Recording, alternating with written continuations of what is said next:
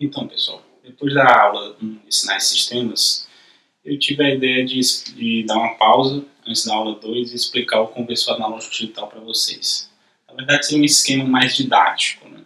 E aí, depois que eu fizer essa explicação, eu vou mostrar uma simulação no Multisim Online, ok?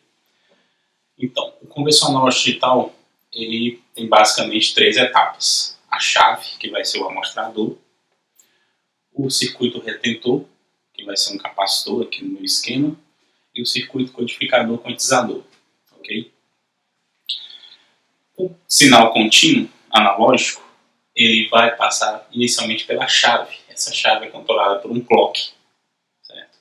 A frequência desse clock é que define exatamente qual vai ser a frequência de amostragem ou a frequência de Next.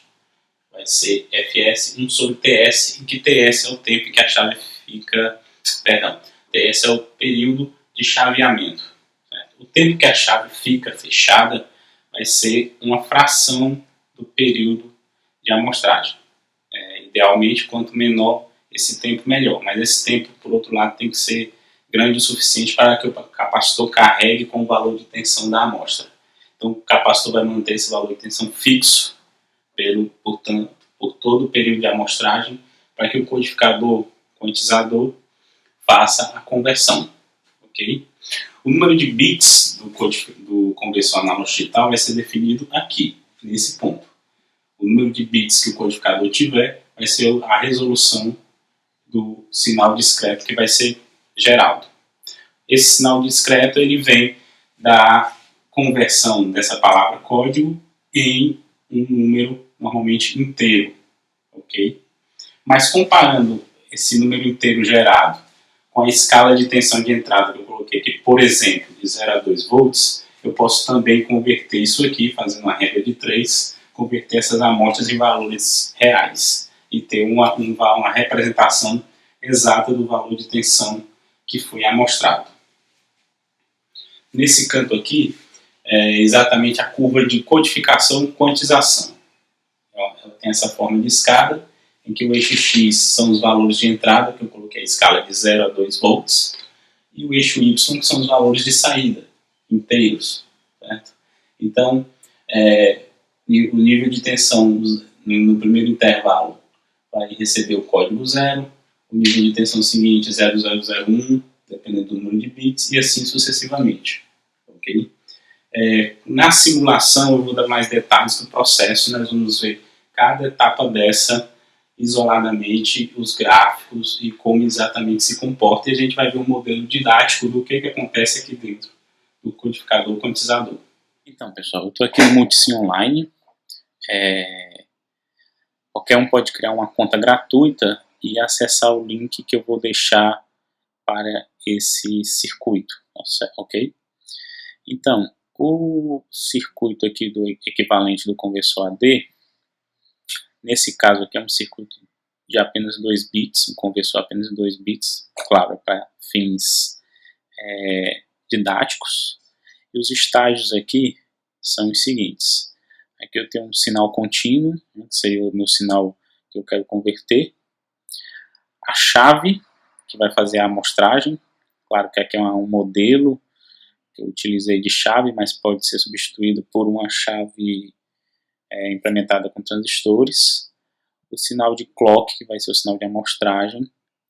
E o capacitor, que vai fazer o circuito de retenção. Então esse seria o primeiro estágio, amostrador mais retentor. Aqui seria o comparador. Como aqui na versão gratuita eu não tenho um contador digital, que seria mais adequado, eu utilizei esse circuitozinho de 2 bits com 2 clocks e 2 inversores para gerar o resultado de contagem. A minha taxa de amostragem vai ser de 5 kHz. Então os 2 clocks aqui vão ser de 5 kHz e 10 kHz respectivamente para fazer essa contagem. Certo?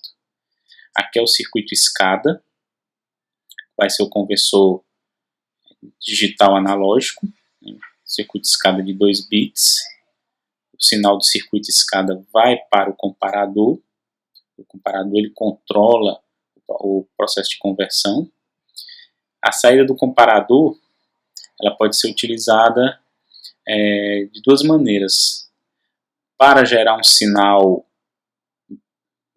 contínuo binário para transmissão, vou mostrar, é semelhante a um PWM, essa saída, e também pode ser utilizada para controlar a armazenagem dos bits que vão sendo gerados das amostras, né? Eu coloquei aqui essa circuito combinacional aqui para mostrar os bits, né, variando nesses dois LEDs, e esse LED aqui mostra exatamente a saída do comparador. Isso aqui seria um sinal de controle, né? Toda vez que esse LED acende, o controlador, o processador faria a leitura desses dois LEDs, né? Toda vez que esse LED acende, a gente vai ter a leitura desses dois. Eu vou fazer o passo a passo mostrando os gráficos. Eu vou colocar as pontas de prova e a gente vai ver o resultado de cada estágio. Eu coloquei aqui 3 pontas de prova.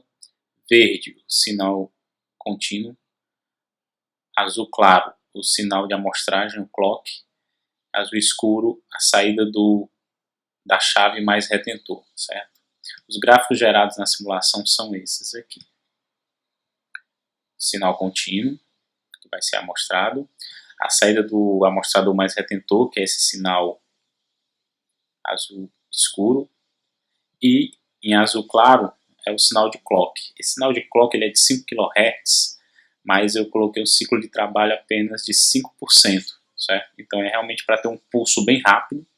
Cada pulso a gente vê que coincide com uma amostra. E o circuito retentor, que é o capacitor, ele exatamente tem a função de fixar o valor dessa amostra durante esse intervalo de tempo. Então o capacitor segura essa carga, e essa carga aqui, esse intervalo de tempo, é um intervalo em que o restante do circuito tem para transformar isso aqui em uma palavra código binário.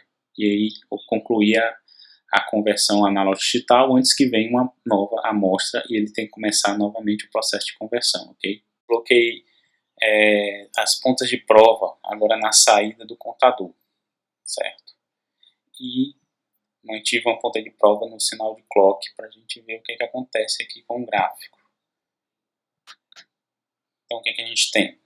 Aqui é o clock de amostragem. Aqui são os dois sinais de contagem, certo? Então esses sinais eles vão ficar chaveando 00, 01, 10 e 11, certo? Nesse intervalo de tempo. Aí a nova amostra vem e aí eles retornam a chavear 00, 01, 10, 11.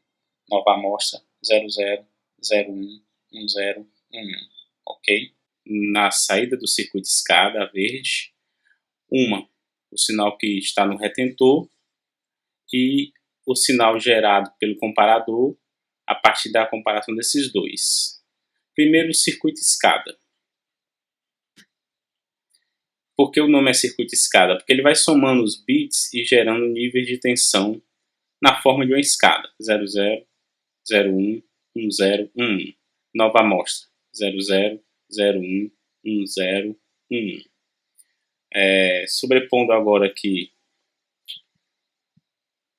o que está no retentor,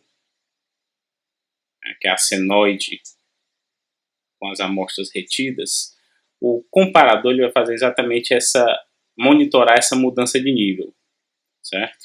A gente tem, por exemplo, esse nível aqui sendo convertido. O circuito escada começa 00, 01, 10. Então, ele ultrapassou o nível que está lá no capacitor, o nível do retentor. Nesse momento, ocorreu a conversão. Qual é o código? 10.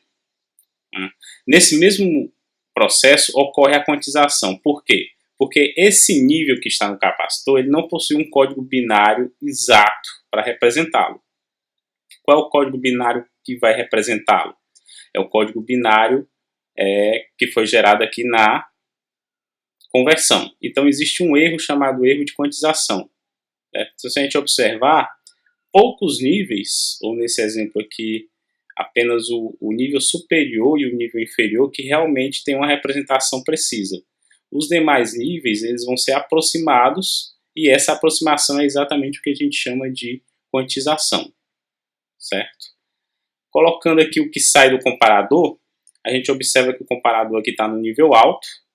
No momento em que ocorre essa mudança, o que vem da escada passa a ter uma amplitude maior do que está no capacitor, então o comparador chaveia de 5 volts para 0 volts. Então sempre que há essa transição, o comparador indica que ocorreu, alcançou-se o código, a palavra código correta, transitando de 5 para 0 volts. A lógica podia ser contrária. Eu poderia deixar em 0 volts a espera, né, a procura pelo código, e quando o código é alcançado, o comparador chavear de 0 para 5 volts. Basta inverter as entradas do comparador para que isso aconteça. Para analisar, eu queria chamar a atenção de alguns aspectos. Primeiro, eu tenho um sinal contínuo x de t, contínuo analógico, que eu transformo num sinal discreto. O que vai ser esse sinal discreto? Vão ser os bits convertidos em um número inteiro, né, normalmente, e armazenados em memória. Certo? Seria a leitura desses estados aqui, desses dois LEDs por parte de um microcontrolador ou de um microprocessador, de tal maneira que isso fosse armazenado computacionalmente, gerando uma sequência discreta de valores. Certo? Então, por exemplo, nesse momento aqui em que eu parei a simulação, eu tenho o código 01 sendo gerado a partir da amostra que está armazenada aqui no retentor, e esse LED em azul aceso vai informar ao processador, a esse microcontrolador, que eles devem ler o estado aqui de saída, gerando uma palavra código que vai ser armazenada de maneira discreta, provavelmente um valor inteiro. E aí eu vou ter o valor das amostras do sinal discretizado x de n a partir desses valores que vão sendo armazenados. A outra possibilidade é utilizar a saída aqui do comparador para a transmissão. E nesse caso, eu vou ter um sinal contínuo digital, um sinal elétrico variando entre 5 e 0 volts, representando o valor das amostras que estão sendo geradas. Okay?